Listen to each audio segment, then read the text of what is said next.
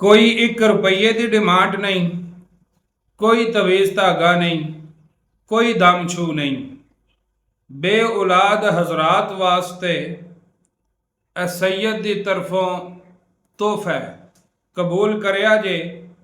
इंशाअल्लाहुल अज़ीज़ अगर अमल कर लोगे सदका 50 ते 12 ਦਾ मेरा मालक ਤੁਹਾਨੂੰ नेक साले तो नूरीना औलाद ਦੇ ਨਾਲ ਨਵਾਜ਼ੇਗਾ। ਤੁਹਾਡੇ ਜ਼ਿੰਮੇ ਸਿਰਫ ਇੱਕ ਹੀ ਕੰਮ ਹੈ ਕਿ ਜਿੰਨਾ ਹੋ ਸਕਦਾ ਹੈ ਇਸ ਪੈਗਾਮ ਨੂੰ ਅੱਗੇ ਸ਼ੇਅਰ ਕਰ ਦਿਆ ਜੇ।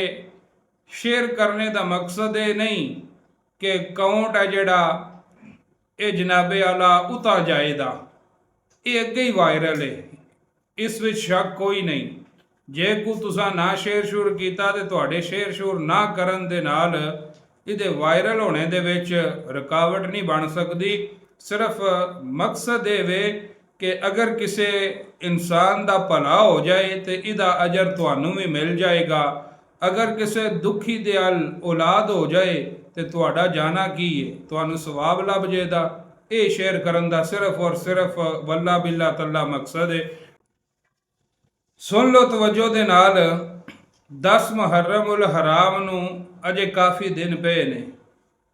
ਇਸੇ ਤੋਂ ਮੈਂ ਕੋ ਮਹੀਨਾ ਸਵਾ ਪਹਿਲੇ ਵੀਡੀਓ ਲਗਾਉਣ ਲਗਾ ਤਾਂ ਕਿ ਹਰ ਉਸ ਬੰਦੇ ਤੱਕ ਪਹੁੰਚ ਜਾਏ ਜਿਹੜਾ ਬੰਦਾ ਬੇ ਔਲਾਦ ਹੈ। ਅਮਲ ਕਰਨਾ 10 ਮੁਹर्रम ਨੂੰ। ਵੀਡੀਓ ਨੂੰ ਸੇਵ ਕਰ ਲਵਿਆ ਜੇ ਤਾਂ ਕਿ ਤੁਹਾਨੂੰ ਅਮਲ ਯਾਦ ਰਵੇ। ਕੋਈ ਲੰਮਾ ਚੌੜਾ ਨਹੀਂ, ਕੋਈ ਔਖਾ ਅਮਲ ਨਹੀਂ, ਬਿਲਕੁਲ ਆਸਾਨ। ਮਿੱਟੀ ਦੇ 72 ਪਿਆਲੇ ਲੈ ਲੈਣੇ ਨੇ। ਕਿੰਨੇ? 72 ਪਿਆਲੇ ਮਿੱਟੀ ਦੇ ਲੈ ਲੈਣੇ ਨੇ 9 ਮੁਹर्रम ਹਰਾਮ ਨੂੰ। ਦੁੱਧ ਲੈ ਲੈਣਾ। ਦੁੱਧ ਨੂੰ ਜਨਾਬ बेहतरीन जिहा बना के ना इंज दा बनाना है जिवें विआह वाले दिहाड़े दूल्हे नूं दुध पेश किया जाता है। उस दुध दे नाल वो मिट्टी दे प्याले भर के रख देने ने। 2 रकत नफल नमाज अदा करनी है। उदा सवाब सईदा तैयबा ताहिरा सईदा फातिमा तो ज़हरा नूं करके हथ उठा लेने ने। अल्लाह दी बारगाह दे अंदर दुआ करनी है। दुआ करन तो पहले नादी अलियम मजहर अल अजाइब तजिदूहु औनल लका फिन नवाइब कुल्लु हम्मिन व गम्मिन सयंजली बि अज़मतिका या अल्लाहु व बि नबुव्वतिका या मुहम्मद व बि वलायतिका या अलियु या अलियु या अली। नादी अली इन्हों 41 मरतबा पढ़ लेना है। अगर हो सके आसानी समझो तो 72 मरतबा पढ़ लोगे तो सोने ते सवागा हो जाएगा।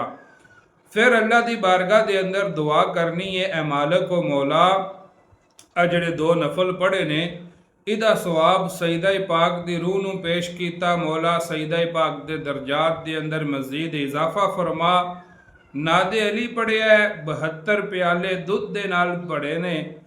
इन्हां नूं भरने का मकसद ये वे कि इस सैयदना इमाम अली असगर जिन्हां दे हलक दे अंदर तीर लगा सी, नन्हे अली असगर दी आखिरी हिजकी दा तिन वास्ता मैनू नेक साले नूरीना औलाद अता फरमा।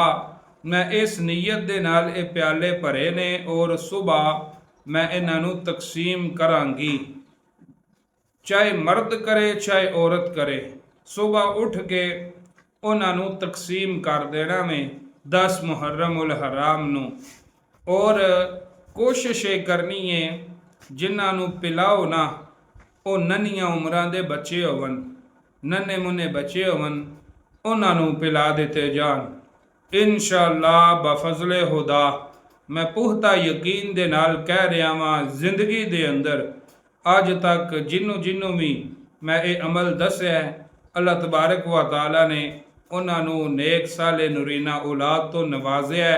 सोशल मीडिया के उत्ते ये अमल मैं पहली बारी दस रहा वां।